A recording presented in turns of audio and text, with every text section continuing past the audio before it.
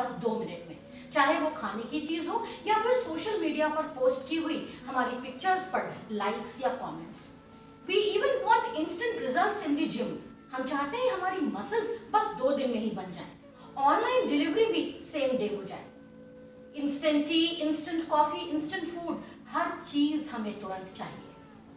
प्रतीक्षा करना या वेट करना हम तो जैसे भूल ही गए हैं।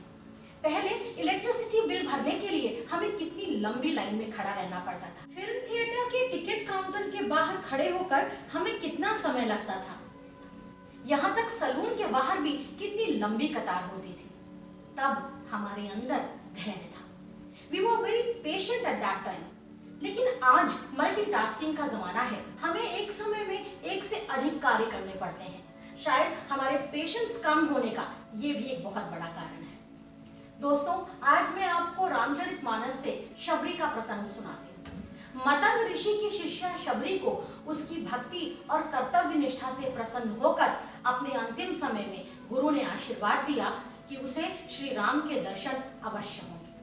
जब श्री राम अपनी पत्नी सीता को खोजते हुए उसके आश्रम में आएंगे। इस आशीर्वाद को पाकर शबरी धन्य हो गई और उसने धैर्यपूर्वक श्री राम की प्रतीक्षा की। वो रोज सुबह मार्ग को साफ करती और उसमें फूल बिछाती। शाम को उन फूलों को हटा देती। सुबह फिर फूल तोड़कर लाती, फिर मार्ग को सजाती और श्री राम की प्रतीक्षा करती। ऐसा करते करते वर्षों बीत गए और एक दिन श्री राम ने आकर उसे दर्शन दिए। दर्शन पाकर शबरी बहुत प्रसन्न हुई और उसे मोक्ष की प्राप्ति हुई। तो आप देखिए दोस्तों कि धैर्य के पथ पर अगर हम सब चलें तो हमें भगवान भी प्राप्त हो सकते हैं। हम यदि किसी कार्य को धैर्यपूर्वक करते हैं तो हमें सफलता अवश्य मिलती है। जीवन के मार्ग पर अगर हम भागते हुए चलते हैं तो चीजें हमें धुंधली दिखती हैं, किंतु यदि हम आराम से चलते हैं तभी हमें रास्तों की सुंदरता दिखती है। अब प्रश्न यह है कि धैर्य रखा किस प्रकार जाए। किसी दिन हम ऐसा समय भी निकालें जब हम धैर्य को अपना लक्ष्य बनाएं and practice patience through out the day. हम प्रतीक्षा करने की आदत डालें। जो चीजें हमें सुख देती हैं हम उन्हें देरी से करें। We must delay gratification.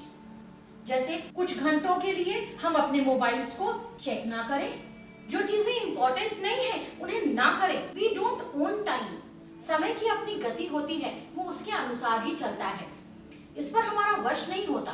So we must value time and act accordingly. हम अपना शेड्यूल बिगड़ने पर बहुत इम्पेशेंट हो जाते हैं। We must remember that there are other important things in life than what we have to do today. So we need to relax down a little bit. हमें इस बात का भी ध्यान देना होगा कि वो कौन सी ऐसी चीजें हैं जो हमें इम्पेशेंट बनाती हैं।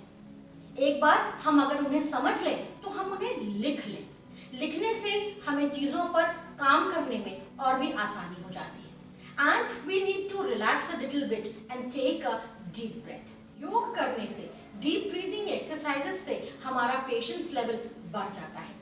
दोस्तों, पेशेंस रखने से हमारी मेंटल हेल्थ भी अच्छी रहती है, क्योंकि धैर्यवान व्यक्ति हमेशा शांत होता है। हमारी निर्णय लेने की क्षमता बढ़ जाती है। Our decision making skills also improve.